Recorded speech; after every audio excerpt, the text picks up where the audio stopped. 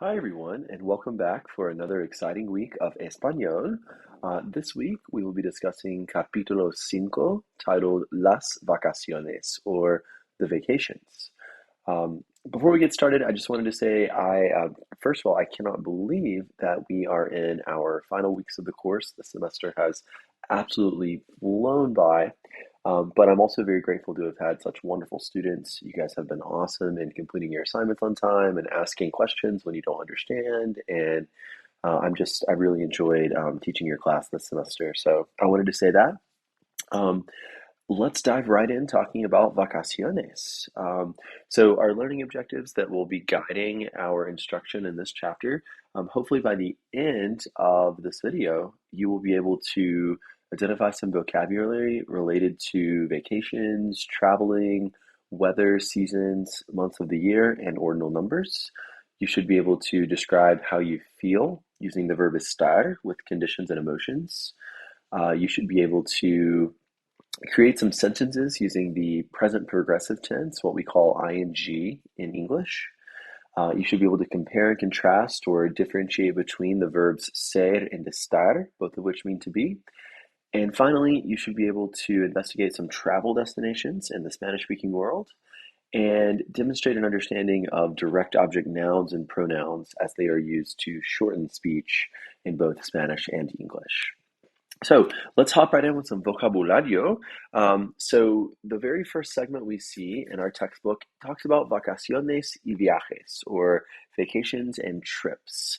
I don't know about you, I am a passionate traveler, so these are words that, um, in my opinion, if you take nothing else away from Spanish class, these are some of the most important ones that you may learn. So first of all, we have el aeropuerto, titled the airport, el aeropuerto.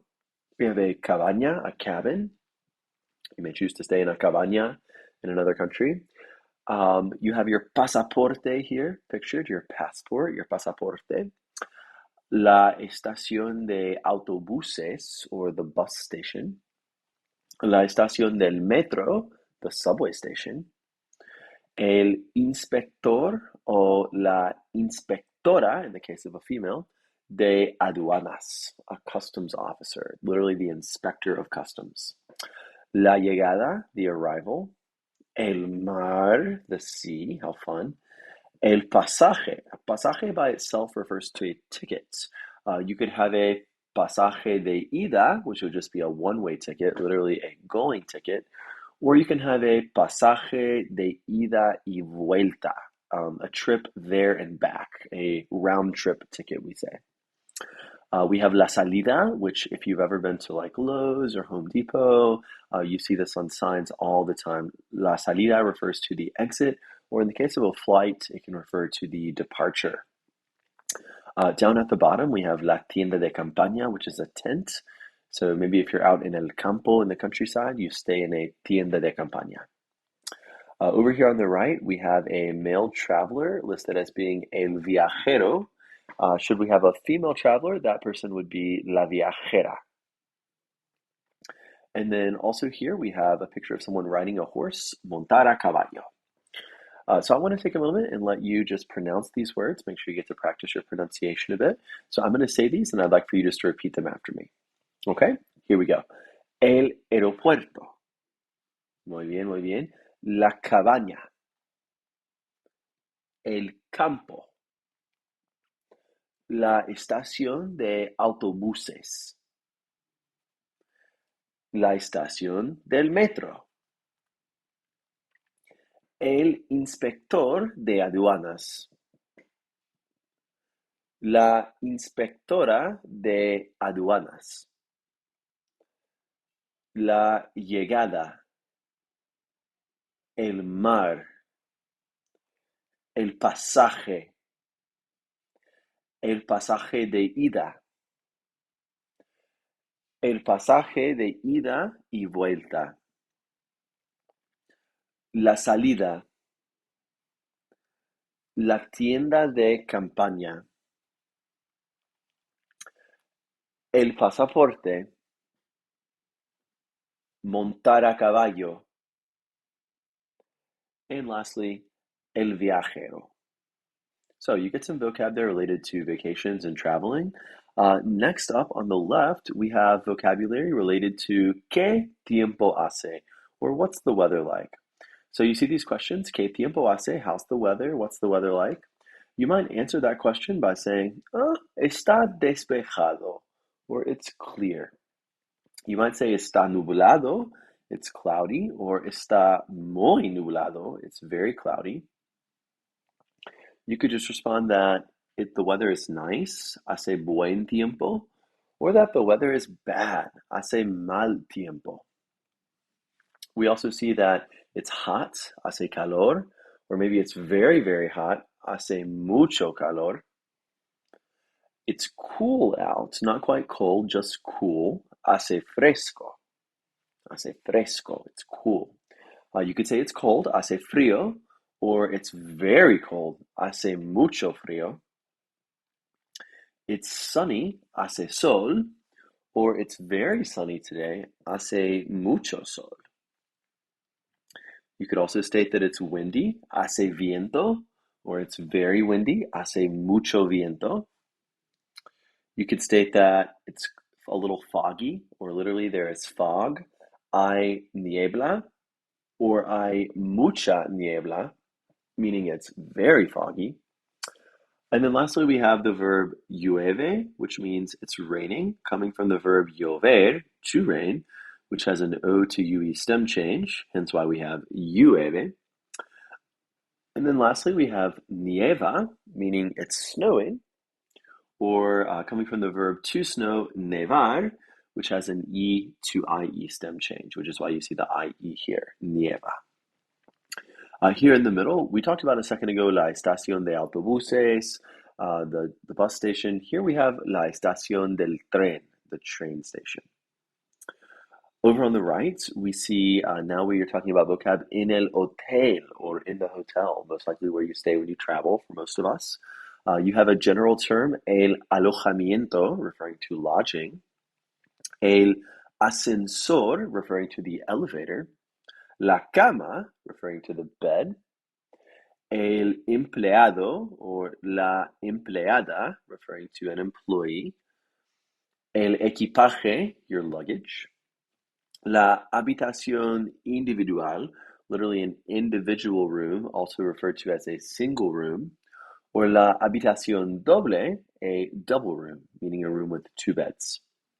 El hotel is the hotel, el hotel. When you go stay at a hotel, you are generally the guest. El huésped, in the case of a male, or la huésped, in the case of a female. We also have listed in this chapter la pensión, a boarding house. El piso, referring to the floor of a building, not necessarily the floor that you're walking on, but the floor of a building, like a story, you might say. El piso. And then lastly, we see la planta baja, the ground floor, and la llave, the key. This strikes some of us as being odd when we see la llave. When we think of a key for a hotel, we usually think of a card in the United States, but in other countries, it's very common for you to have a physical key, not so much a card. My students were very surprised this past summer when we traveled to Costa Rica, and my students were given a key that looks just like this, literally keychain and everything exactly the same. They were so surprised when they were like, "Oh my gosh, we have a real key here." So la llave. And then finally, in the middle, we have this woman who is going to take photos, sacar fotos. Okay, so let's take a moment, let you pronounce these, and then we'll move on. We have ¿Qué tiempo hace? Está despejado. Good job.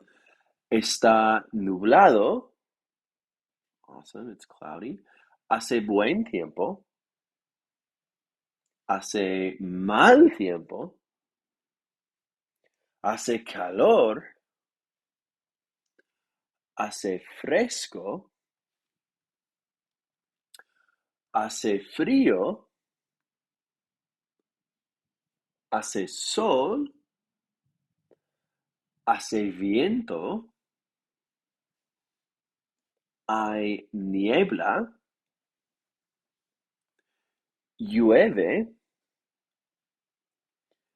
Nieva. and both of those verbs coming from llover, good job, llover, to rain, and nevar, good, nevar, to snow.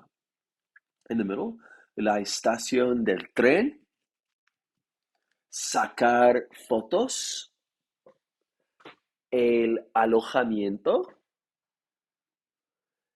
el ascensor, la cama,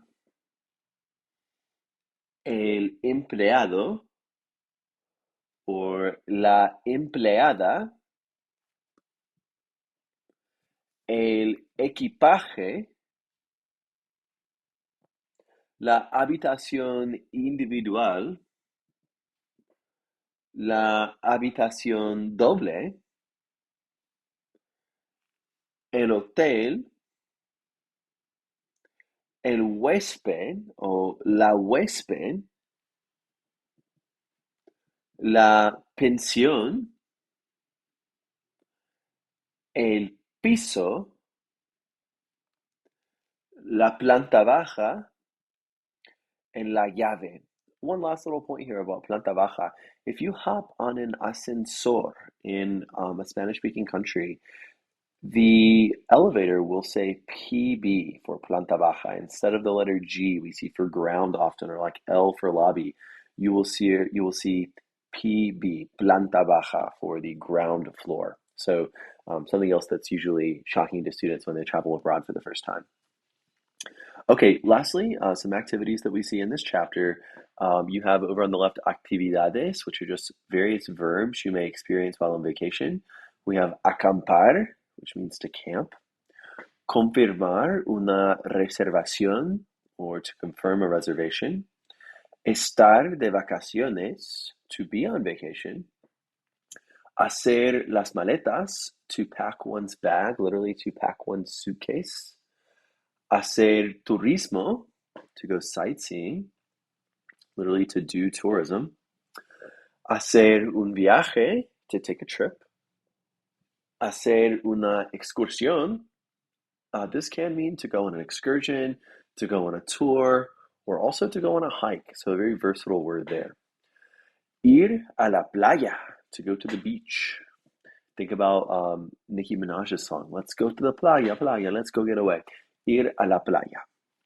We also have ir de pesca, to go fishing. Ir de vacaciones, to go on vacation. Ir en autobús, to go by bus. Ir en automóvil, to go by a car. Ir en avión, to go by plane. Ir en barco, to go by a boat or ship. Ir en taxi, to go by a taxi.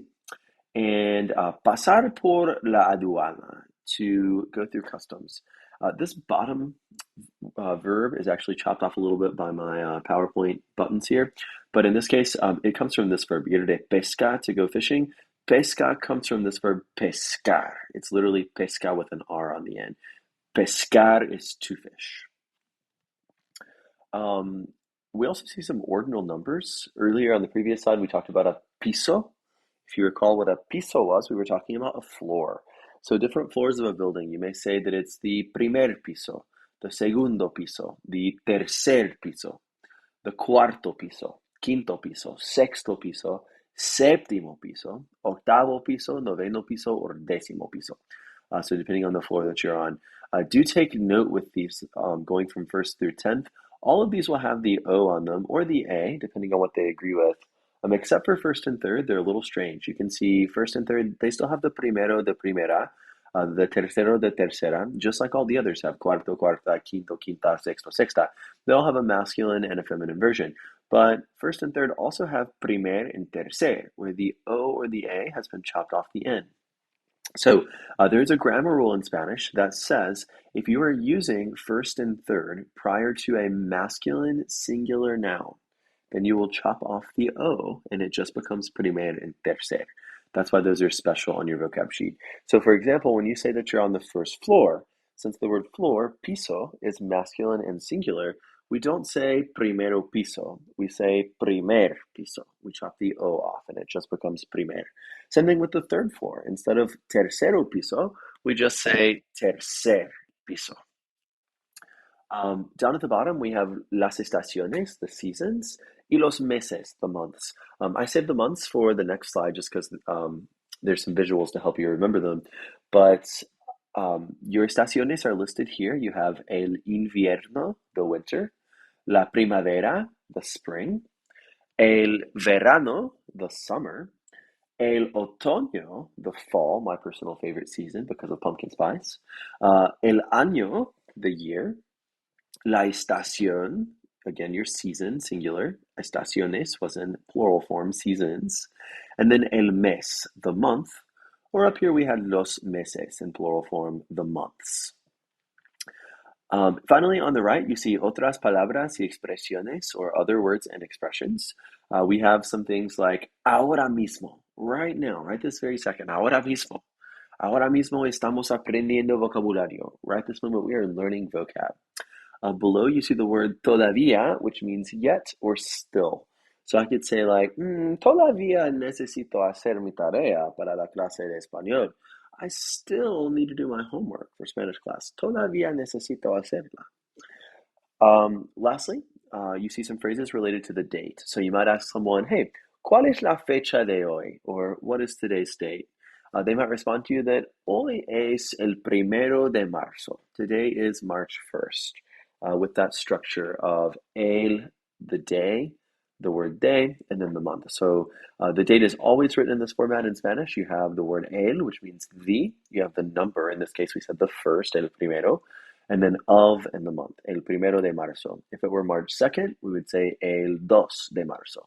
If it were March 3rd, el tres de marzo. You could also use your ordinal numbers there. El primero de marzo, el segundo de marzo, el tercero de marzo, etc.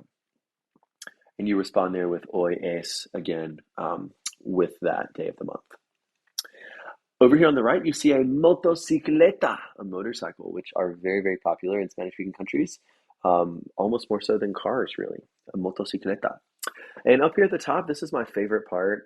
These are some synonyms. So sometimes when you travel to Spanish-speaking countries, obviously all the words that you're learning in your textbook, these are considered to be standard Spanish. So you will be able to use those and people will understand you in any Spanish-speaking country you visit.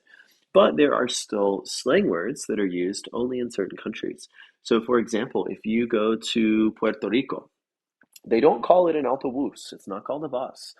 Instead of autobús or el bus that you hear in some countries, they say la guagua. La guagua. Vamos a la guagua. Let's go to the bus. A la guagua. So to the bus.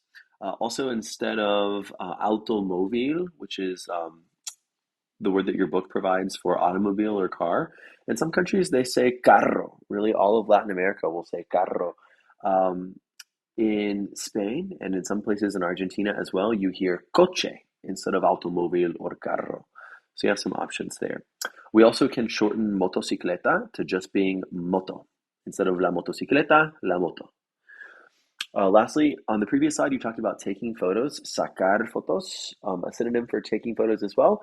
Instead of sacar fotos, we can say tomar fotos. Also synonyms there. So you have some options.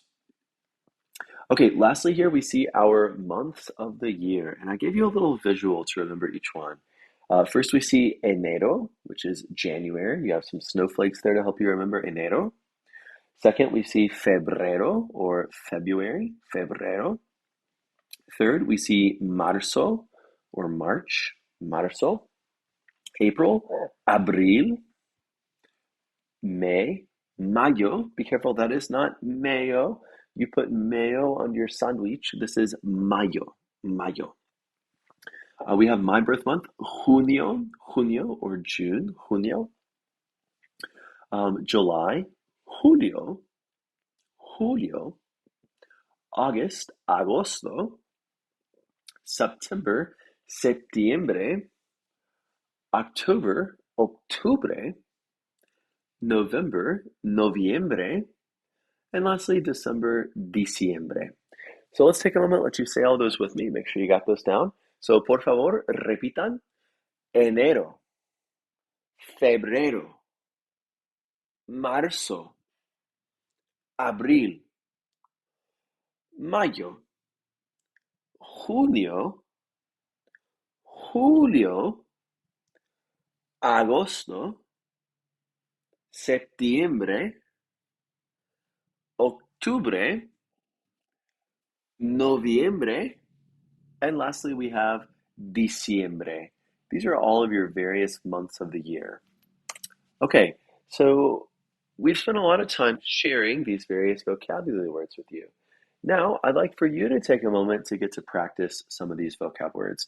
So these are analogies. So in number one, for example, we see primero is to segundo, as enero is to blank. So primero is to segundo, or first is to second, as enero is to blank. Well, first is to second, as January, enero, is to February. Good. Enero is to febrero. Febrero. Let's try one more together. In número dos, we talk about el aeropuerto.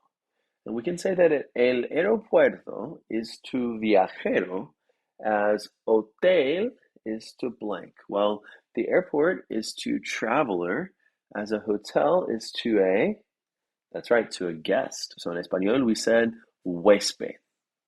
Huésped. Okay, I'd like for you to take a moment. Give the rest of these a try. You can actually click pause on the video, and whenever you're ready to check your answers, hit play. Okay, so let's take a look and see how you're doing. In número tres, we're given invierno, and we see that invierno is to nevar, as primavera is to blank. Well, invierno, winter, is to snowing, as primavera is to blank. Well, winter is to snowing, as spring is to raining. Llover. In number four, we see that mes is to año, or month is to year, as maleta is to blank. Well, month is to year, as suitcase is to blank. Well, a suitcase is a component of your luggage, your equipaje. Número cinco, hotel is to empleado, as aduana is to blank. Well, hotel is to employee, as customs is to inspector, inspector, or in the case of a female, inspectora. Number six, pasaje is to avión. A ticket is to a plane. As a llave, a key is to a blank. Well, in this case, a ticket is to a plane. As a key is to a room, habitación. In number seven, número siete, acampar is to campo, or camping is to the countryside, as pescar is to blank. Well, camping is to the countryside, as fishing is to the sea, the mar. Lago, lake was not an option here, or rio, river, so mar was your best option. Excuse me. In number eight, número ocho, agosto is to verano, as noviembre is to blank. Well, August is to summer, as November is to fall, otoño, or autumn. En número nueve, llave is to abrir, as pasaje is to blank. Well, llave, the key, is for opening, in the same way that a ticket, a pasaje, is for traveling, viajar. And lastly, número 10, maleta is to hacer. Well, maleta is for making. Suitcases, sorry, Spanglish. Suitcases, maletas, are for making. As fotos, photos are for taking, sacar. Or you may also use that synonym that we learned on the previous slide, tomar. All right, I hope you're beginning to feel a little better about your vocab for this chapter. Next up, I want to transition into our very first grammar point for Capítulo Uno. And this grammar point is about the verb estar along with conditions and emotions.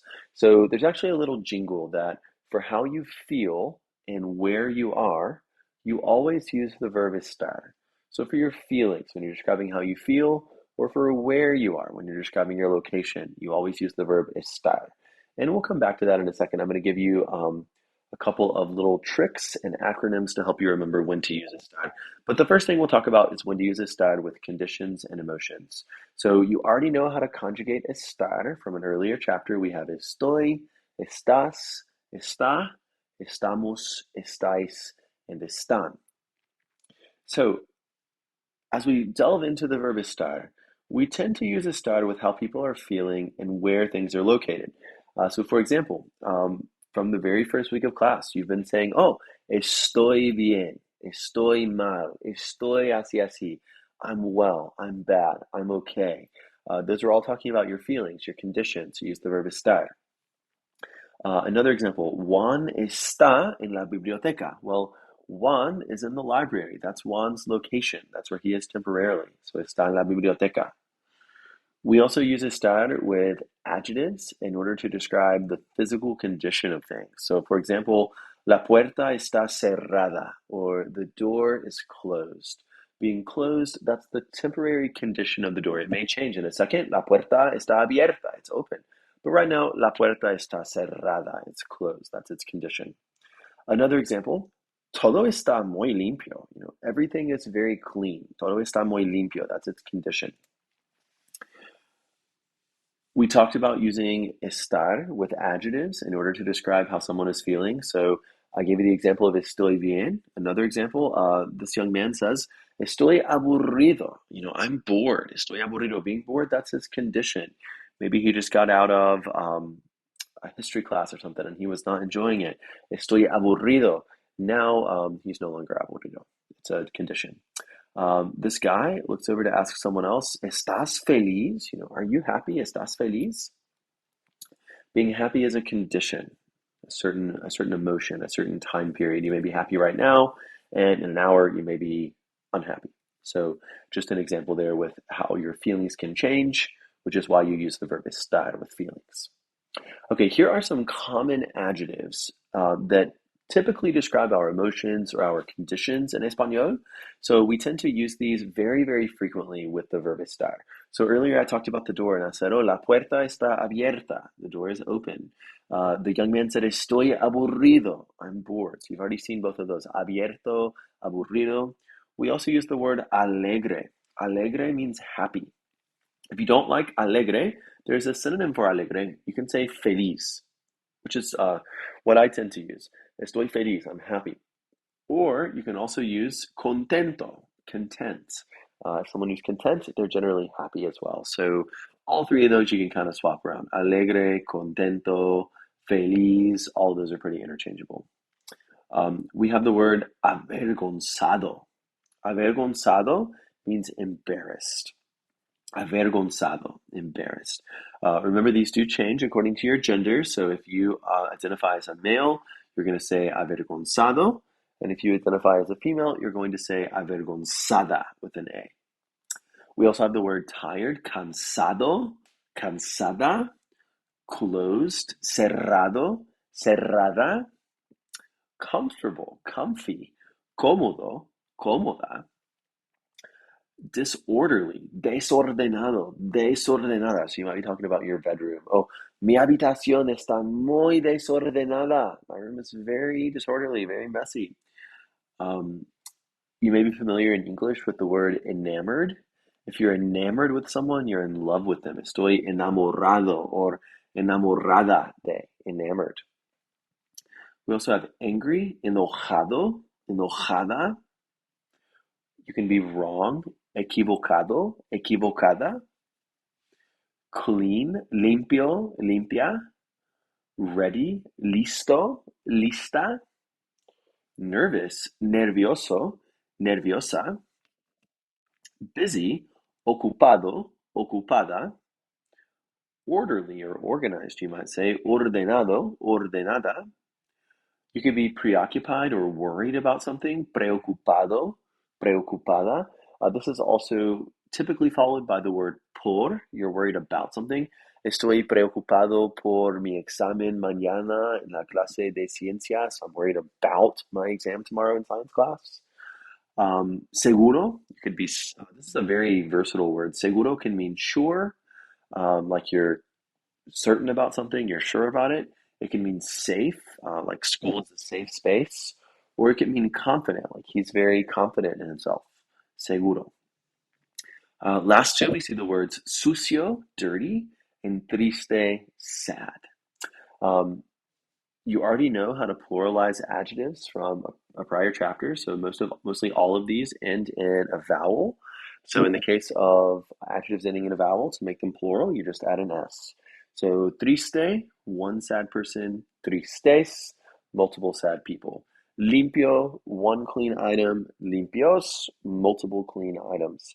The one exception to this rule from this slide is the word feliz. Feliz is a consonant. So we know our words that end in vowels, we just pluralize by adding an S. But our words that end in consonants, we pluralize by adding ES. So you would think this would end in ZES. But with the word feliz, there is an additional step. You change the Z to a C, and then you add ES. It becomes felices. Felices. So just one little irregularity to note there. Also, I know I've spent a lot of time going through these words with you in this slideshow. I want to make sure you know how to pronounce them, which is why we're going through each one individually. But obviously, as you're studying these, please spend some time with the flashcards in VHL. Make sure you study the Quizlet. Have some time there to make sure that you have truly internalized these words. That will help you for your final exam. Okay, so let's give you some practice with the verb estar. All of these activities, all these questions will require you to do two things. In the first blank, you're always going to be conjugating the verb estar. So conjugating as either estoy, estás, está, estamos, estáis, or están. Always going through and conjugating. Estoy, estás, está, estamos, estáis, or están. The second step that you're going to be doing is you're going to take one of these adjectives of description from the box here, contento, nervioso, preocupado, enojado, ocupado, triste, and you're going to go through and make sure those agree in gender and number with the subject that it's talking about. So, for example, we see, qué bueno, how good. Hoy, yo estoy muy blank. Today, I'm very blank. Well, we need the estar word that goes with yo estoy, and then I'm very blank. Well, we don't know how this person's feeling until we read the rest of the sentence. So today I'm very blank because mañana voy a hacer un viaje a Chicago. I'm very blank because tomorrow I'm taking a trip to Chicago. Well, if I'm going to Chicago, I'm probably feeling happy about it.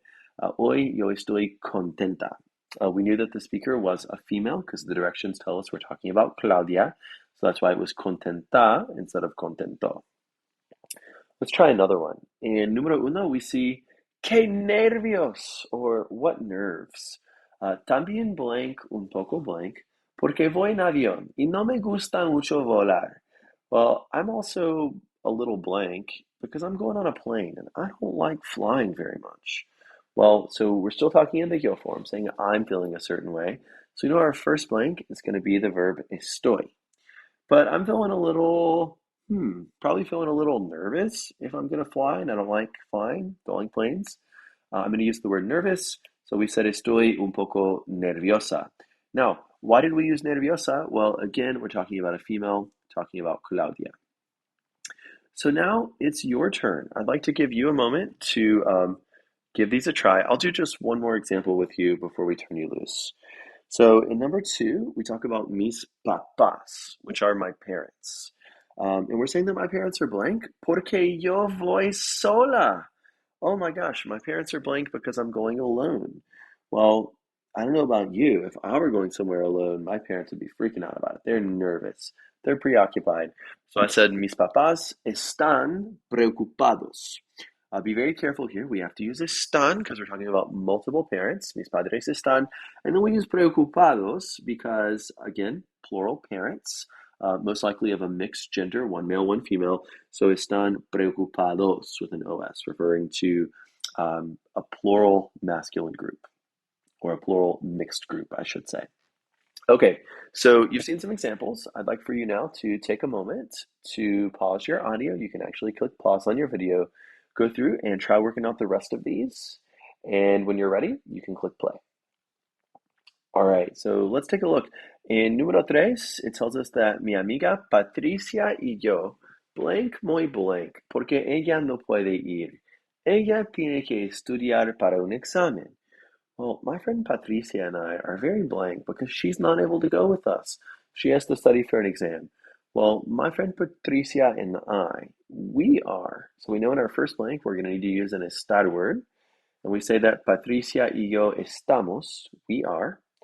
And most likely, if she's not able to go with us, I'm feeling pretty sad about it. So we take that word sad, triste, and since we're referring to a group of multiple people, we add an S. It becomes tristes. Patricia y yo estamos muy tristes. We're very sad. Número cuatro. Es que Patricia blank muy blank, porque este semestre toma muchas clases. Well, it's that Patricia is feeling very blank because this semester she's taking a lot of classes. Well, in this case, if she's taking a lot of classes, she's probably feeling maybe a little busy, a little occupied. So first we need the estar word that goes with Patricia or she. We're going to say that Patricia está, and we said that she's a little occupied. So we're going to take that word ocupado. We're going to change it to become ocupada with an A, since we're describing one female, Patricia. So Patricia está muy ocupada. Ocupada. Lastly, in número cinco, we talk about mi novio Cesar. So my boyfriend Cesar. And we're saying that mi novio Cesar blank muy blank. Porque él piensa que yo voy a ir a bailar todas las noches. Well, my boyfriend Cesar is very blank because he thinks I'm going to go dancing with him every night. Well, he's probably feeling a little bit happy about that. So, mi novio Cesar está muy contento. I use contento since novio refers to one male. Okay, I hope you're feeling better about the verb estar as it pertains to one's condition or emotion. Next up in this chapter, we'll be discussing Gramática 5.2, titled the present progressive tense. This is one of my favorite tenses in Spanish. I like it because it's easy, it's used very, very commonly in Spanish. In English, we translate the present progressive as ing. So I am talking, I am walking, I am drinking, etc. We are decorating, whatever it may be. So it's your ing. Um, so let's talk about it. Well, we use both the present progressive tense, this ing, in Spanish and in English. It's formed just by using some form of the verb estar. So estoy, estás, está, estamos, estáis, or están, along with a present participle, which in English is the ing. And I'll tell you how to form those in just a second. But to give you some examples, we see that los chicos están jugando, or the boys are playing, the kids are playing. Estoy haciendo las maletas. I am packing my bags. So both of those are examples with ing, playing, packing. Some other examples that we see. Los turistas están acampando. The tourists are camping, ing. Or estás mirando la televisión. Are you watching TV? So all those are ings. In Spanish, we form this present participle by, for an AR verb, chopping off the AR and adding back ando, A-N-D-O. So that's how we got jugando, mirando, acampando. We took all those AR verbs, chopped off the AR, and added back ando. For an ER or an IR verb, we're chopping off that ER, IR, and adding back yendo, I-E-N-D-O, which is how we got haciendo. So let's look at your steps, step by step. As we're taking a look at the verb estar, you already know how to conjugate estar. We were just working with that with conditions. So estoy, estás, está, estamos, estáis, están, you know those. We take that, and it's important to note the estar in the present progressive is the only verb that's actually changing because, like, we used the example of watching TV a second ago. Well, watching doesn't change. I am watching, you are watching, he or she is watching. The word watching is the same in every single verb conjugation. What changes is the person who's doing the watching. So I am watching, estoy mirando. You are watching, estás mirando. He or she is watching, está mirando. It's the estar verb that is changing. The watching part, the mirando, that part is not changing. We still have mirando. It's just the estado verb that's changing. So I alluded to this earlier, but in order to form that present progressive tense, again, you are just chopping off the AR for an AR verb and you're adding back ando, A-N-D-O. Or for an ER or an IR verb, you're chopping off the ER/IR and you're adding the yendo, I-E-N-D-O. So you saw some commonplace examples here. Hablar becoming hablando, comer becoming comiendo, and vivir becoming viviendo. So changing from to talk to talking, from to eat to eating, and from to live to living. Now, as with anything else in Espanol, you learn about the regulars first, which you just did, AR verbs changing to ando, ER/IR verbs changing to yendo. There also are a plethora of irregulars. Fortunately, these are pretty easy. I want to start by talking to you about the verb ir. Now, very careful, this is not the ending IR. This is the verb ir, to go. Sometimes you want to say, I'm going to the movies later. I'm going to the store. I'm going to church. Um, in all of these situations, in English, we tend to say I am going. We use the progressive tense, ing. In Spanish, it's actually more common just to use the verb ir in the present tense and say yo voy, I'm going, or I go. But both of these have a similar translation. So the one thing for you to know here is that the verb ir is irregular. If you were to follow the rules for the verb ir, you would literally just chop off the IR and you would add back iendo, iendo. But when placed next to an estado verb, we get a lot of vowels in the way. So estoy yendo. You have a Y there at the end of estoy, and you have an I-E-N-D-O. So we have too many vowels that are side by side. In that case, we're going to shorten this verb, and it becomes estoy yendo, Y-E-N-D-O. Estoy yendo a la iglesia. So ir is irregular, changing to yendo. We also know a little bit about stem changing verbs already. In this case, if your stem changing verb is an ER or an IR verb, and if that ER/IR verb ends in a vowel, we use yendo again instead of yendo. I know that's kind of a lot to remember, so I want to give you a trick. So first step, it has to be an ER or an IR verb. Second step, you're looking to see if it ends in a vowel after you chop off the ER/IR. So like leer, we're chopping off the ER. Oír, we're chopping off the IR, and traer, we're chopping off the ER. In all of those situations, we were still left with a vowel after chopping off the ending. We still had an E in leer, we still had an O in oír, and we still had an A in traer. We go through and we add the ending, yendo, I-E-N-D-O, because they were all ER/IR verbs, and we get this middle step, leyendo, oyendo, trayendo. In this case, you have three vowels, again, that are all side by side. So leyendo, L-E-I-E, oyendo, O-I-E, and trayendo, A-I-E. So three vowels side by side. In that case, it's just a lot of vowels. It's difficult for the palate to pronounce. So in this case, your middle vowel, in this case the I, in each of these it was an I, changes to a Y. You get leyendo, oyendo, trayendo. Honestly, if you say these quickly enough, with the I in there, you end up pronouncing it with the Y anyway. So leyendo, leyendo, leyendo, leyendo. So it just kind of happens naturally. So we started spelling it that way as well as language evolved. So what you need to know is ER and IR verbs. Once you chop off the ER/IR, if you're left with a stem that ends in a vowel, you're going to change the I to a Y and add back yendo instead of yendo. Also, if you forget, if you see three vowels side by side, you've got a problem going on. It's going to be yendo. So something else to keep in mind there. Lastly, as we think about these stem changing verbs, you also have stem changing IR verbs that have an irregular participle. Pretty much all of these are IR verbs that have stem changers. So you can think about it that way. Ask yourself, well, is it an AR, ER, and IR verb? Oh, it's an IR verb. Okay, it's probably going to have a little bit of an irregular stem change.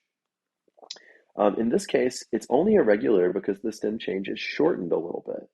So, for example, I'll use the verb dormir. We already know dormir. It means to sleep. Normally, the verb dormir has a stem change from O to UE.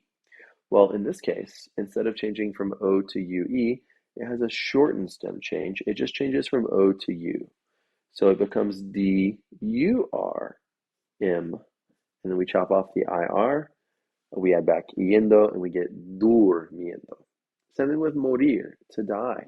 Normally, morir normally has an O to UE stem change, but in this case, we know it's irregular. Instead of changing from O to UE, it's just going to change from O to U, and it becomes muriendo.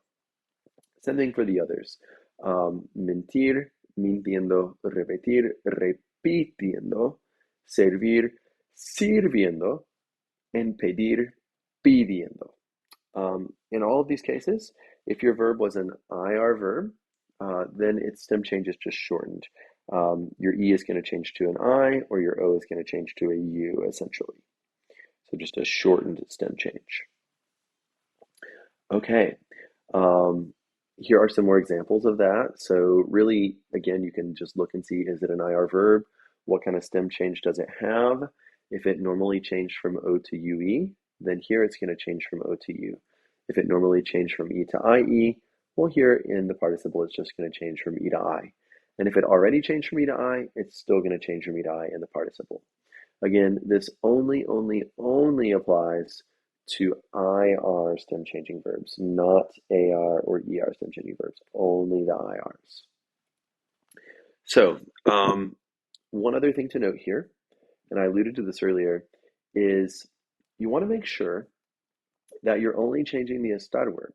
The participle is not going to change. The estar word, yes, it does need to agree with the subject of your sentence. It needs to tell us who you're talking about, for sure. But aside from that, the participle doesn't really need to agree in any way.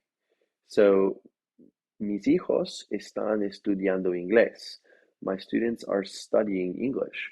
Well, regardless of whether my children, my students are studying, I'm studying, you're studying, regardless of who's doing the studying, estudiando is not going to change. Studying doesn't change. But if I want to say that I'm studying instead of my children are studying, I'm going to say that yo estoy estudiando. Estoy. So my estar word changed from están to estoy, but estudiando stayed the same. The same is true for all of the others as well. One last comment about the present progressive, and then I'm going to let you do some practicing. In this case, the one dissimilarity, something that is not similar between the English present progressive and the Spanish present progressive, is that in Spanish it emphasizes that the action is actually in progress, like right this very moment. In English, not so much. In Spanish, if we say, ella todavía está escuchando música, she's listening to music like right now. Her AirPods are in, she's doing it right now.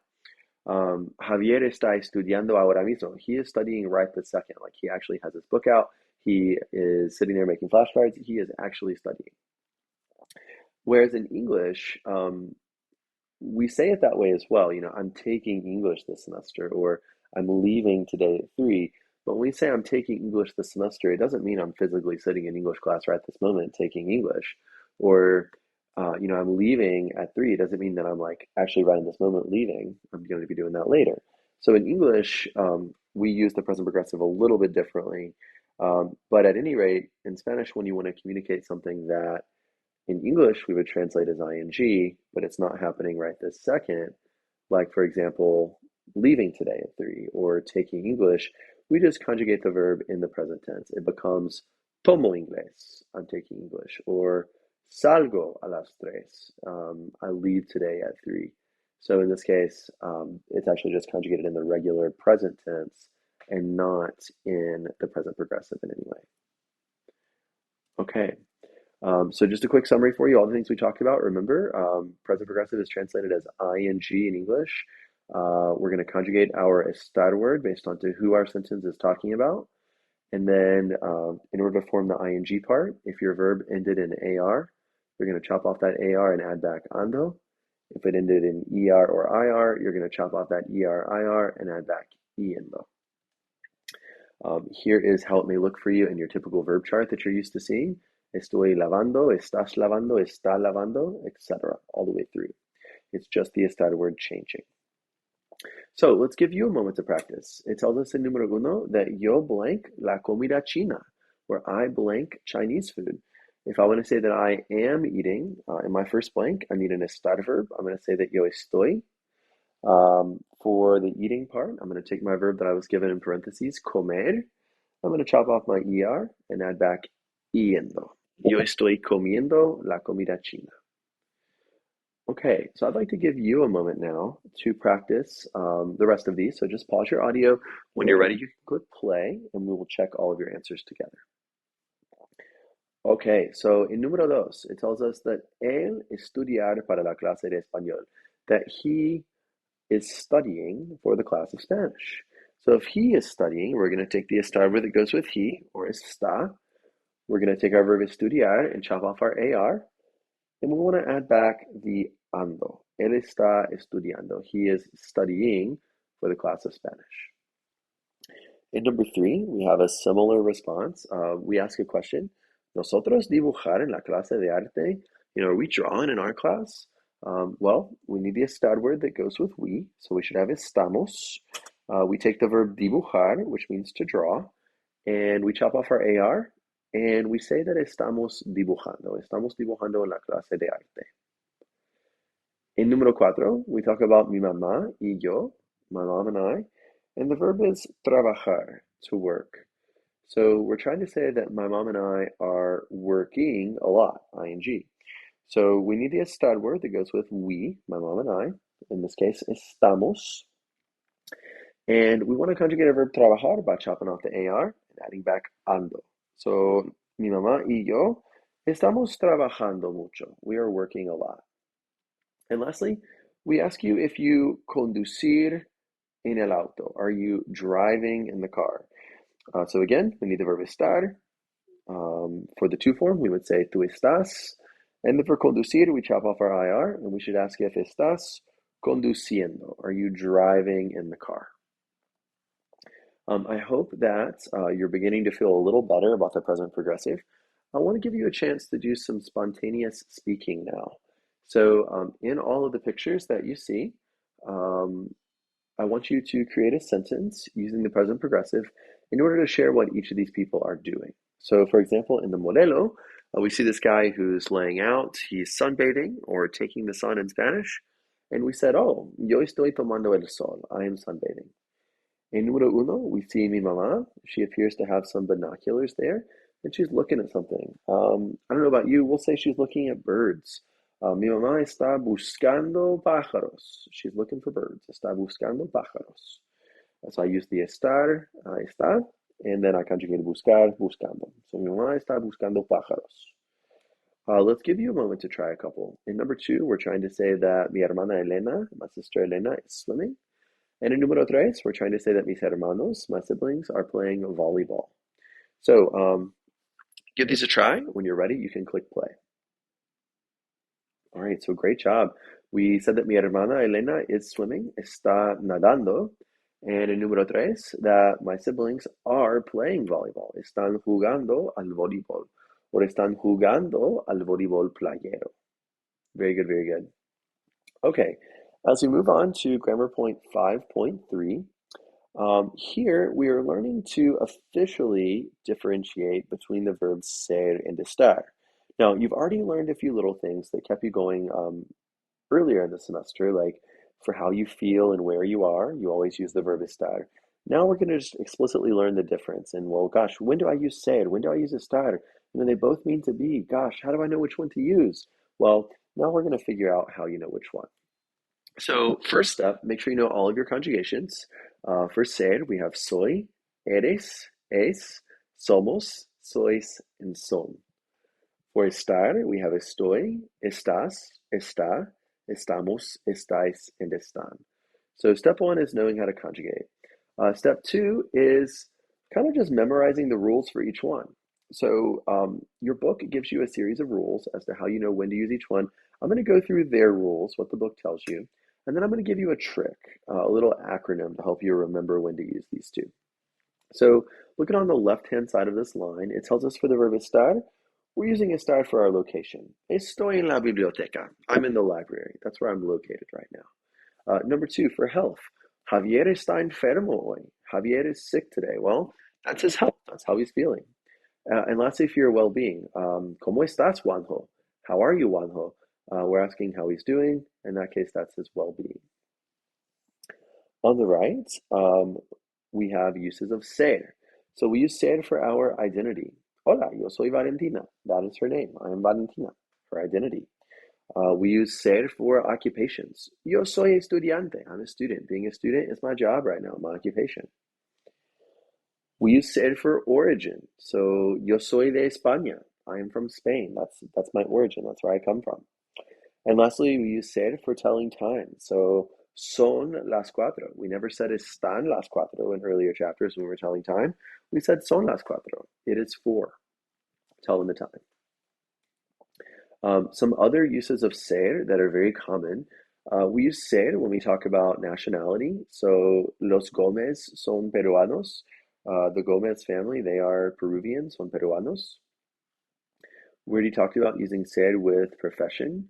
Liliana es ingeniera. She is an engineer. That's her profession.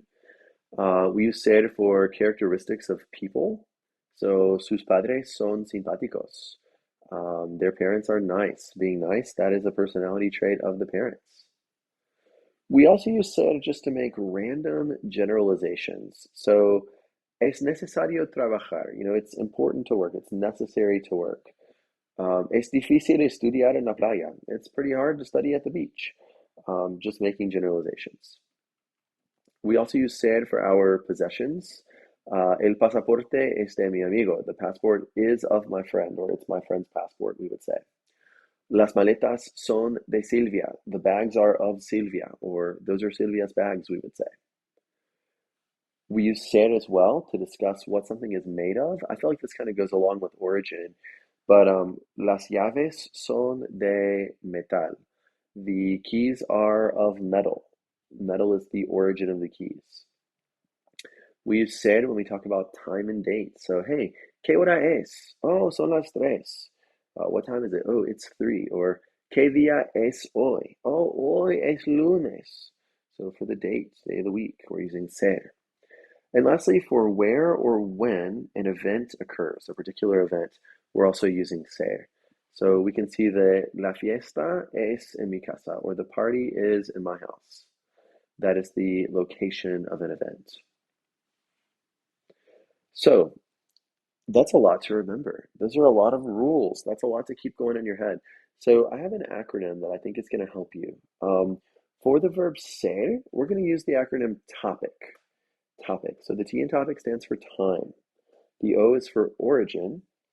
The P for professions. The I for your identification.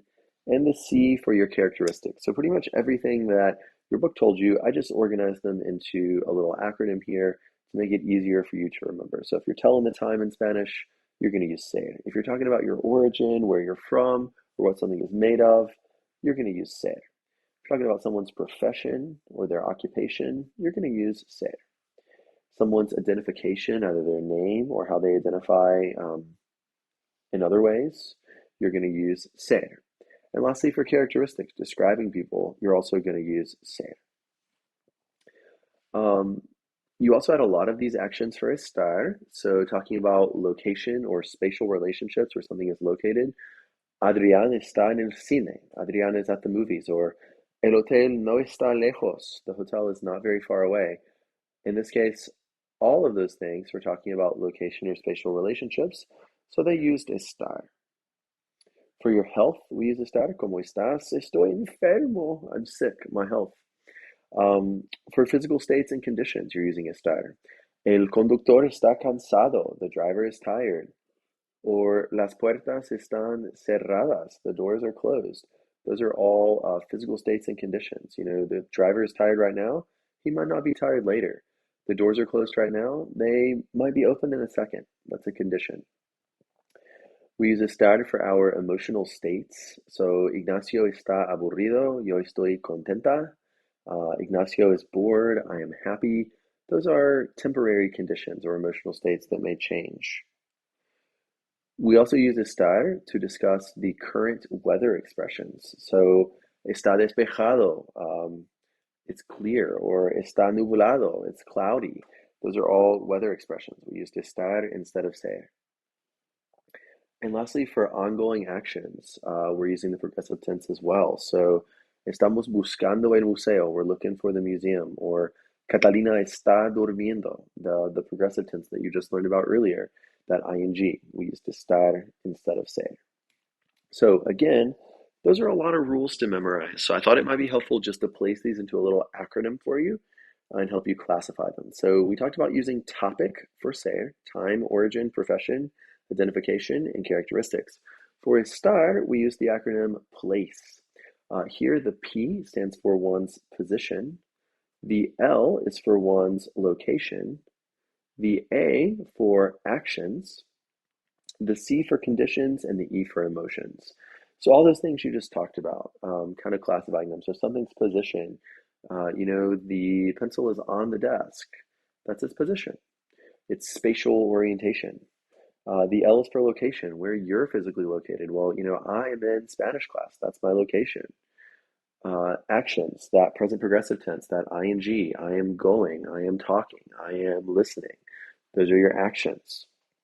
The C for your emotions, your conditions and your emotions. Your condition, maybe you are feeling sick, maybe you are angry, or something for your emotions. You're sad, you're excited. All those things are estar. So hopefully organizing them into topic and place makes your life a little bit easier. Here are two examples, and I just want you to think about, as you look at them, where are you going to classify these into ser or estar?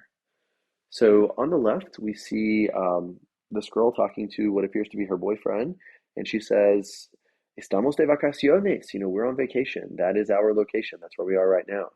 And she says, we're on vacation. ¿Y tú estás de mal humor? We're on vacation and you're in a bad mood. ¿Estás de mal humor?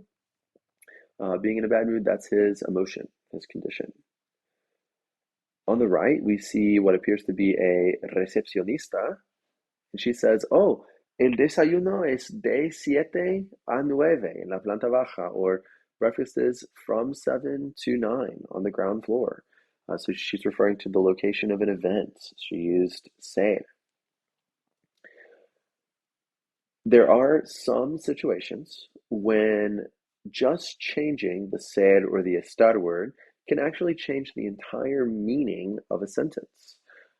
So these are ones that you do just have to memorize. They don't really follow rules. But in this case, I'll use the word nervioso as an example. We all know nervioso means nervous.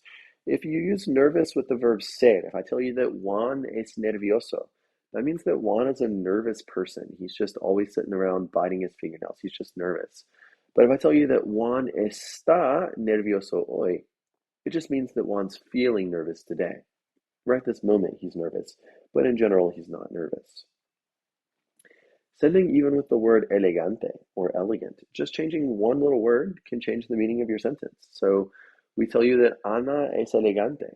Ana is elegant. Well, she's an elegant person. But we tell you that Ana está elegante hoy. Oh, she just looks really elegant today. She's dressed elegantly today. It's not the norm. Some other examples are the word listo. When used with ser, listo means clever or smart. And when used with estar, listo means ready. So, el chico es listo. The boy is clever. The boy is smart. Or el chico está listo. The boy is ready. Está listo. Another example is with the word malo or mala. I tell you, la profesora es mala. The professor is bad. She's just a bad teacher. But la profesora está mala. Oh, she's just in a bad place right now. She's sick. She's going through something. Está mala. Another example is with the word aburrido. Earlier, you heard the guy talking and he said, oh, estoy aburrido. I'm bored. When used with estar, aburrido means bored. When used with ser, Jaime es aburrido, means that he is boring, like a boring person. Next up, talking about the word verde, we talk about peras here, which are pears. And if you say las peras son verdes, using the verb ser, we're just describing their identification. We're just saying they're green. That's their color. But when we use it with the verb estar, and we say, oh, las perras están verdes, now we're saying it's just a condition. They're not ripe just yet. No están verdes. Another example is with the word vivo. When used with ser, vivo means clever. So, el gato es muy vivo. The cat, he's pretty smart. He's very clever. Or when used with estar, it means alive. So, el gato está vivo. The cat is alive. That is a good thing. So, being clever versus being alive. And then lastly, we have this word seguro, which is super versatile. Usually, when we contrast ser en estar with seguro, we're talking about the difference in someone being confident, él es seguro, and someone not being very sure, él no está seguro, like he's not sure about his answer to something. Generally, that's what we mean when we're talking about seguro. However, seguro can also mean to be safe. So, el ascensor es seguro. The elevator is safe. So, kind of tricky on that one. Confident or safe or sure when used with estar. All right, you guys are troopers. You're doing a great job. I know this is a lot of information. So, I want to give you a moment now to practice just a little bit, differentiating between ser and estar. So, we see here a conversation between two people. We have Camila and Ricardo. Camila says, Hola, Ricardo. Hello, Ricardo. ¿Cómo blank? Asking, how are you? So when we ask, how are you? We're going to use that verb estar. We're asking how he's feeling, his emotions. We ask, ¿Cómo estás? And Ricardo responds and says, Oh, bien, gracias. I'm well, thank you. And then he says, Oye, qué guapa, blank hoy. How good looking, blank today. So he's trying to give Camila a compliment. Oh, you look very nice today. You're conditioned today. You're dressed very nicely. So in this case, he's not saying that she's always dressed nicely, just that today she is. So this is more of a temporary condition. So we should also be using the verb estar. He's talking directly to her, saying, Oh, how good looking you look today. Que guapa estás hoy. Estás, again, because it's temporary. It's a condition, not something that happens all the time. En número tres, Camila says, Oh, gracias, muy amable. So thank you, blank, very kind. So she says, Thank you, you are very kind. Well, when we think about being kind, you now have to classify, is this an emotion? Is it a condition? Does it fall under topic or place? So in this case, being amable, being kind, that falls under a characteristic of someone. It's their personality trait. So we should be using topic. It is the C of topic, a characteristic. And we said, oh, you are very kind. That eres muy amable. Again, talking to him in the to form, so it became eres. She asked him, Oye, ¿qué blank haciendo? Hey, what blank are you doing? Well, in this case, we're asking about haciendo, which we kind of have a clue there. We can look at the end and say, oh, haciendo ends in I-E-N-D-O. We know that it's the progressive. So we know it's an action. We know the present progressive always uses estar. So anytime you see ando or yendo, you can kind of immediately cheat and know, oh, okay, I know I'm using the verb estar. So we want to ask, well, what are you doing? ¿Qué blank haciendo?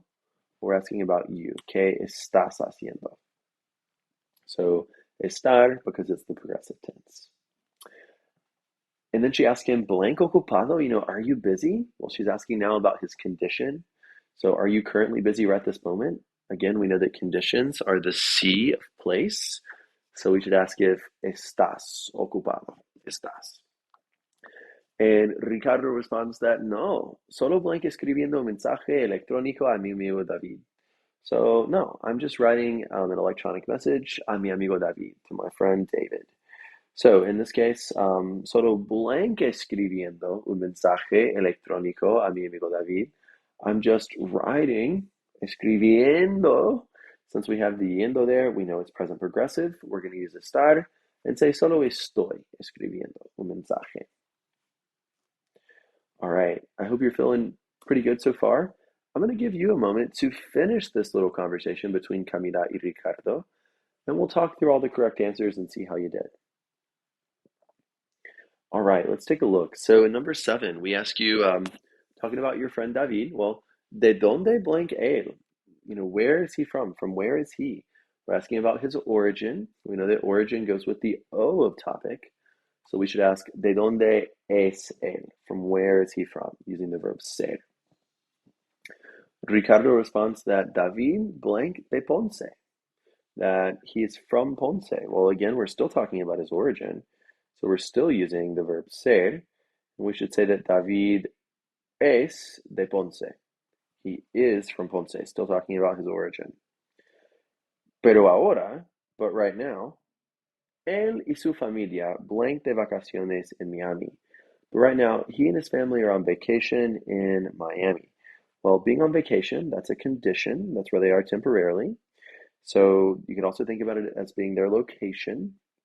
Either way, I'm going to use the verb estar. So we should say that ahora él y su amiga están de vacaciones en Miami. And Camila asks, ¿Cómo blank David? How blank David?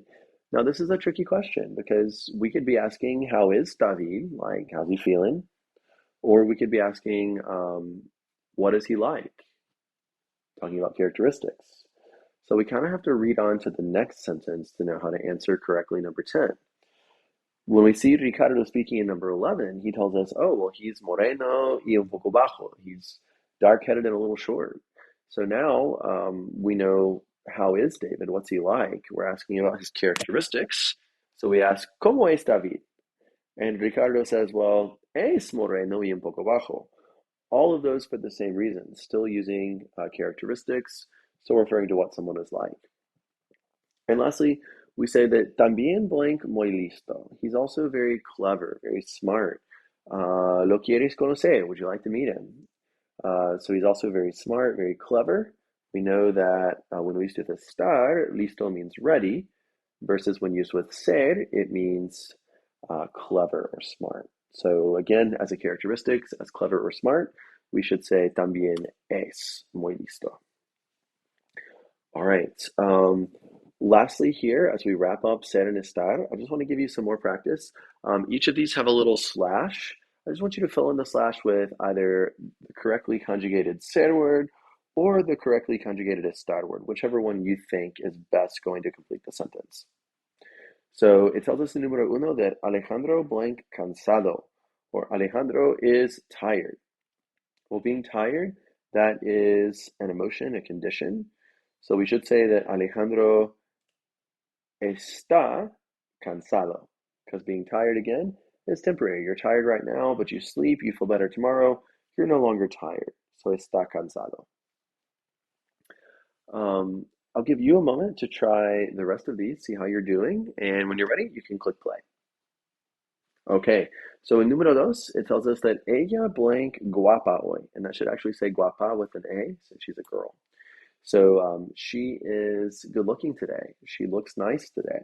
That is something temporary. Maybe she doesn't look nice every day. She's just dressed really nicely today. Think about someone who wears like sweatpants to class every day, and then today, she's wearing a dress. She looks awesome.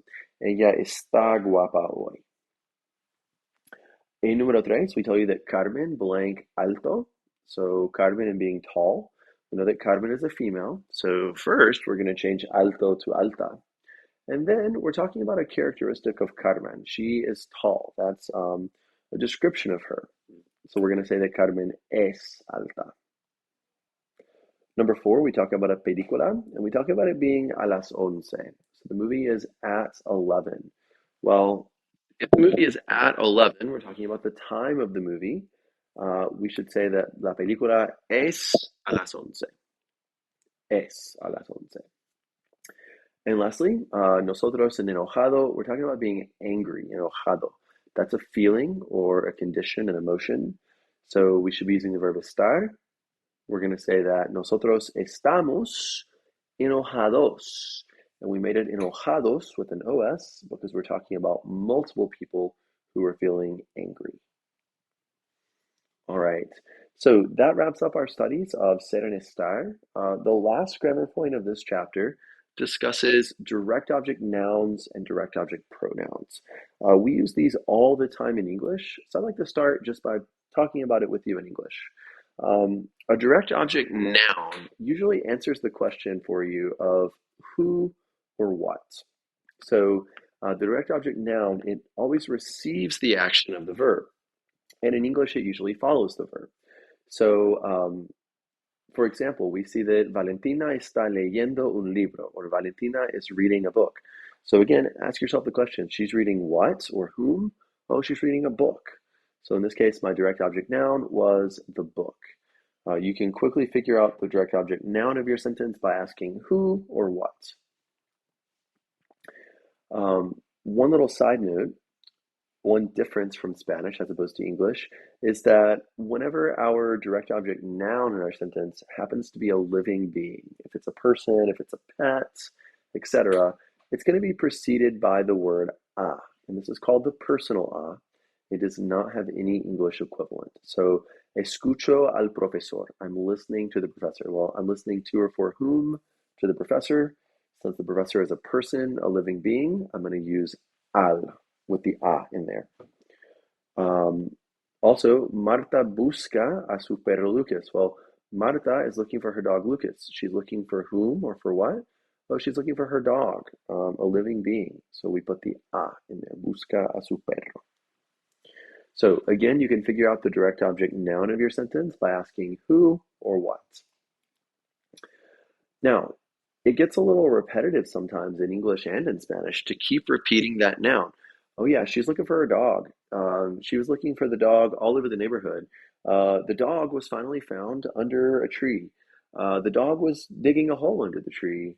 The dog was finally brought back home. Well, we can shorten that direct object noun by talking about the dog, he was finally brought home or she was finally brought home. So we oftentimes shorten these with direct object pronouns in order to shorten our speech. So for example, Maribel hace las maletas. Maribel makes her bags. She packs her bags. Well, she packs what? She packs the bags. We could shorten that even further to say that she packs them. Felipe buys the ticket. Oh, he buys what? He buys it. So we can shorten it even further. Vicky tiene la llave. Vicky has the key. She has what? She has the key. She has it. So we can oftentimes shorten these direct object nouns using a pronoun, either it or them generally. So here's a list of those pronouns and what they may look like. If you are talking about a physical item, something that you can touch, a tangible item, if you're saying it or them, then you're probably going to be replacing it with either lo, la, los, or las. But if you're talking about a person in this case, to or for me, to or for you, to or for us, to or for you all, then you're probably going to use one of these. Me, te, nos, or os, one of those. So I would tell you that these bottom four, lo, la, los, and las, are your most commonly used direct object pronouns because generally we're using these to talk about inanimate objects. Will you bring me some coffee? Oh yeah, I'll get it for you. Where's my phone? I can't find it. So generally, you're using inanimate objects, lo, la, los, or las. And these do appear, they do agree in gender and number. So lo and la are both singular, los and las are both plural, lo and los are both masculine, and la and las are both feminine. So they do need to agree in that respect as well. Here's an example of how they're used with a person. ¿Quieres a tu madre? Do you love your mother? Well, yes, I love her a lot. Sí, la quiero mucho. So as I was looking at these, I used la in order to say her in this case because she was an individual, only one person. And so it was singular, it was feminine. I used la to or for her. Okay. As you are placing these in your sentence, once you replace that direct object noun with a direct object pronoun, you have to think about where you're going to place it in your sentence. In general, it always comes in front of your conjugated verb. So, Armando me escucha. Armando listens to me.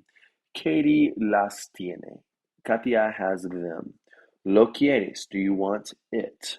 So, in all of those situations, uh, the direct object pronoun appeared directly in front of your verb. Now, the second point here talks about, well, what if your sentence is negative? What if there's a no in your sentence?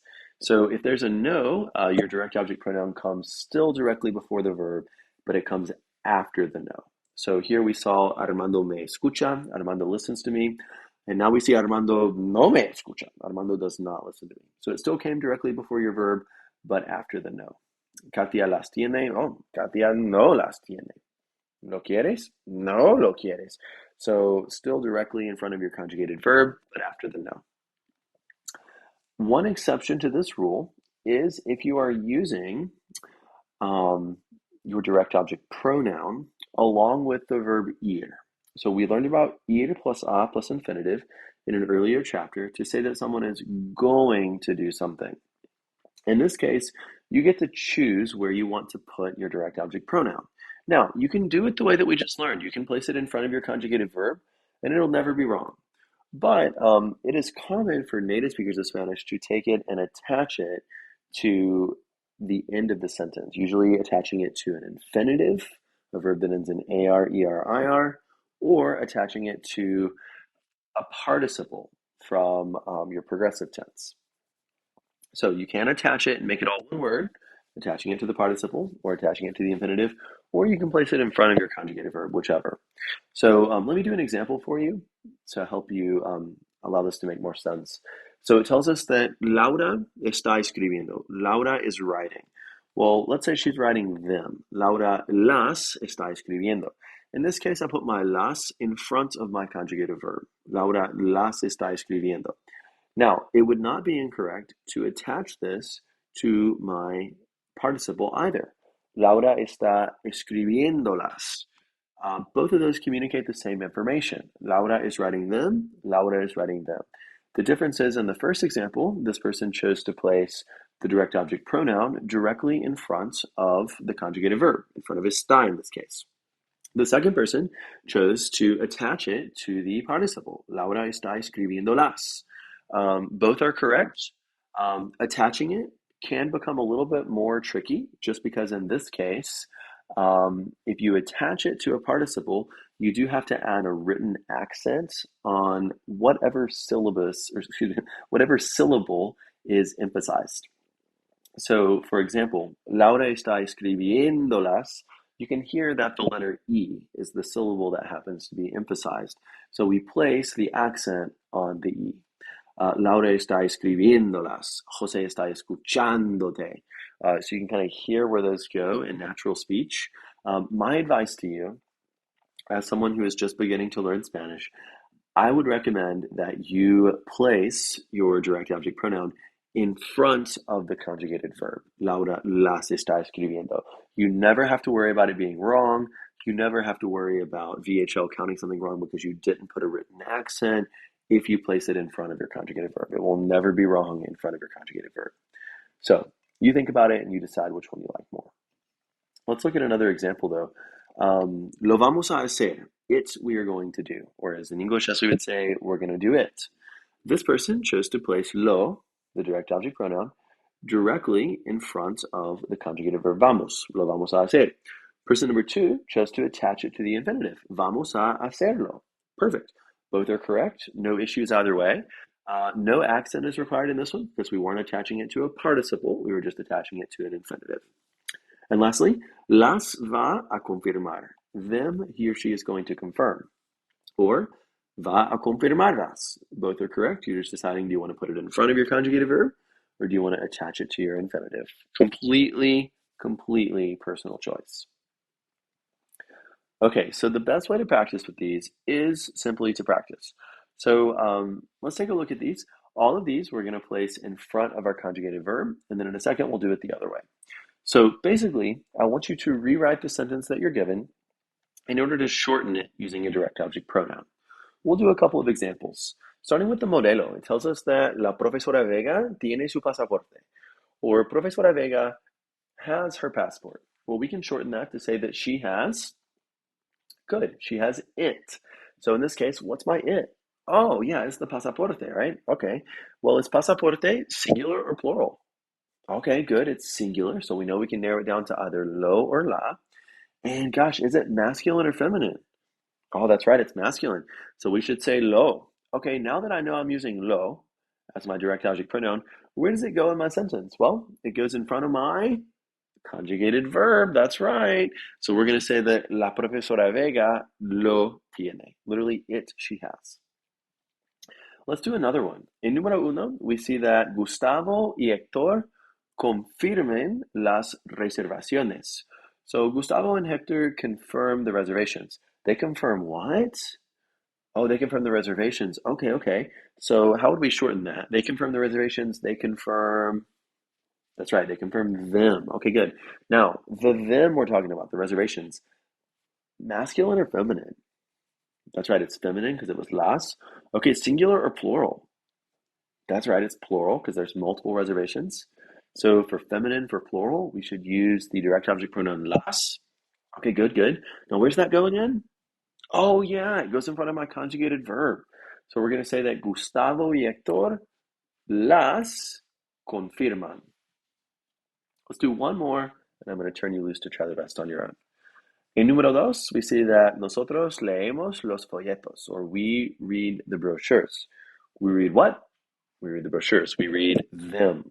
Okay, so we know brochures is plural. We know it's masculine. We're going to shorten it to los, and we place it in front of our conjugated verb. We should say nosotros los leemos. All right, I hope you're beginning to feel better about this process. I'd like for you now to take some time to complete the remaining questions. And I did include this little chart of your direct object pronouns down here in case you need them. Let's take a look at these. Whenever you're ready, you can press play. Okay, so in número tres, we see that Ana María estudia el mapa, or Ana María studies the map. She studies what? Yeah, she studies the map. She studies it. Okay, el mapa, masculine or feminine? Well, we know it has a masculine article, el, so it's a masculine word. And we can shorten it. We know it's singular. There's only one map present. So we're going to shorten that to lo. And we should say that Ana María lo estudia. Literally, it studies. In number four, we see that yo aprendo los nombres de los monumentos de San Jose. I learn the names of the monuments of San Jose. So I learn, gosh, all those things, the names of the monuments of San Jose. I'm learning it or I'm learning them. That's right. The names of the monuments of San Jose would be them.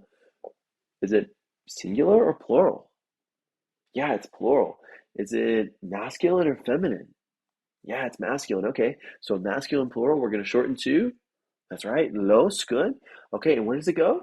Oh, yeah, good job. In front of my conjugated verb, we're going to say that yo los aprendo. Yo los aprendo. All right, you got it. Number five is a little trickier. We see that Alicia escucha a la profesora, or she listens to the professor. Okay, now she's listening to or for whom? Oh, yeah, to or for her. So now we're talking about a person, not an inanimate object. But either way, we know that la profesora ends in an A. We know it's a female professor. We know there's only one of them, so we still know it's singular. We still know it's plural. We're going to use the direct object pronoun la. We should say that Alicia la escucha. She listens to her. Lastly, number six, we see that Miguel escribe las instrucciones para llegar al hotel. Well, Miguel writes the instructions in order to arrive at the hotel. Miguel writes what? Oh, yeah, the instructions. Okay. So he writes it or he writes them? Good. He writes them. Okay. And the them in this case was masculine or feminine? Feminine. Good. We knew that because of las instrucciones. So we're going to shorten all this to las, them, plural, and feminine. And we should place it in front of our conjugated verb. Miguel las escribe. So hopefully you're beginning to see how these are used just as a mechanism of shortening speech to make life a little easier, shortening speech.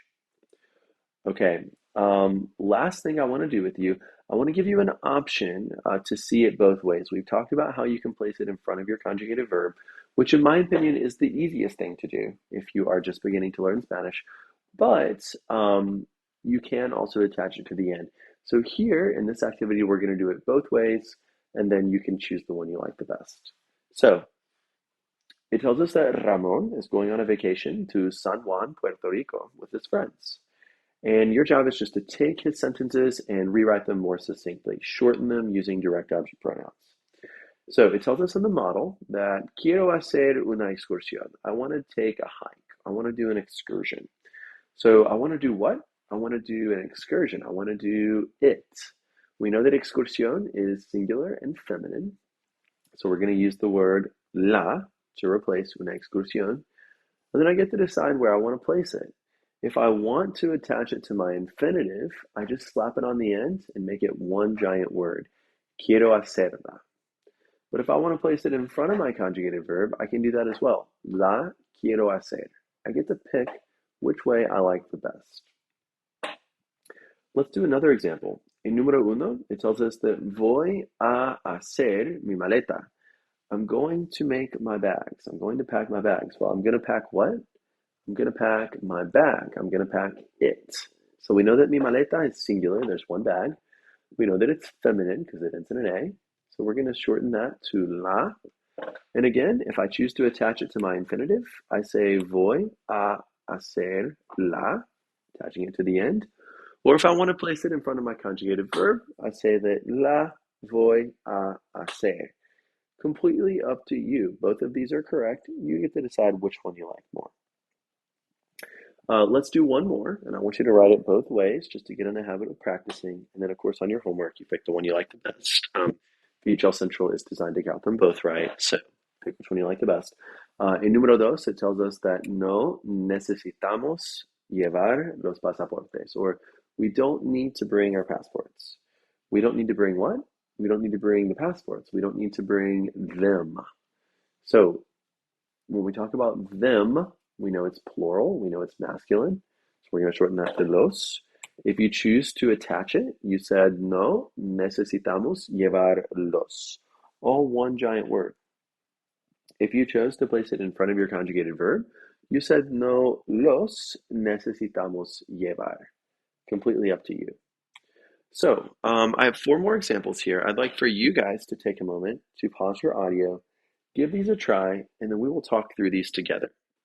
So, en número 3, it tells us that Marcos está pidiendo el folleto turístico. Or Marcos is asking for the tourist brochure. So he's asking for it. We know it's a folleto, it's masculine, it's singular. We're going to shorten that to lo. If you chose to put it in front of your conjugated verb, you said that Marcos lo está pidiendo. If you chose to attach it to your participle, you said that Marcos está pidiéndolo. And because we attached it to a participle, it did require the addition of an accent on the syllable. I keep wanting to say the syllabus. On the syllable that were emphasized. So in this case, pidiendo. Let's try another one. In number 4, we see that Javier debe llamar a sus padres, or Javier should call his parents. Well, he should call to or for whom? Yeah, he should call them. So we know that them we're talking about is parents. We know it's plural, and it's a masculine or mixed group. So we're going to shorten that to los. If you chose to attach it, you said Javier debe llamarlos. If you chose to put it in front of your conjugated verb, you said Javier los debe llamar. Completely up to you. In number 5, we see that ellos esperan visitar las playas, or they hope to visit the beaches. Well, they hope to visit the beaches. They hope to visit what? Yeah, they hope to visit them. Okay, so we're going to shorten las playas, the them of our sentence, which we know is plural and feminine. We're going to shorten it to las. If you chose to attach it, you said that ellos esperan visitarlas. If you chose to put it in front of your conjugated verb, you said ellos las esperan visitar. Both are correct. You get to choose. And our last one, number 6, we see that no puedo llamar a Javier ahora mismo. I can't call Javier right this moment. Well, I can't call to or for whom? I can't call him. Okay, we know it's masculine, Javier. We know it's singular, there's only one person. So we're going to shorten that to lo. If you chose to attach it, you said no puedo llamarlo ahora mismo. I can't call him right now. If you chose to put it in front of your conjugated verb, you said no lo puedo llamar ahora mismo. Again, pick the one you like the best. Both are completely correct. Okay, so last thing, I just want to recap that again. You have shown now, after successful completion of this video, that you have been able to complete all of these learning objectives. You can identify vocab related to travel and vacation. You can identify vocab related to weather, seasons, months of the year, and ordinal numbers, first, second, third, fourth, fifth. You can talk about how you feel by creating sentences using the verb estar with emotions. You can create sentences using the present progressive. You can differentiate between the verbs ser and estar, and you can shorten speech using direct object pronouns. So, most of all, guys, I want to thank you for a wonderful class and a wonderful semester. It has been such a pleasure working with all of you. And I just wish you all the best. I hope to see you again in a future Spanish course. And if I can ever help you with a letter of recommendation or anything you might need, please don't hesitate to ask. I hope everybody has a great day and muchas gracias. Adios.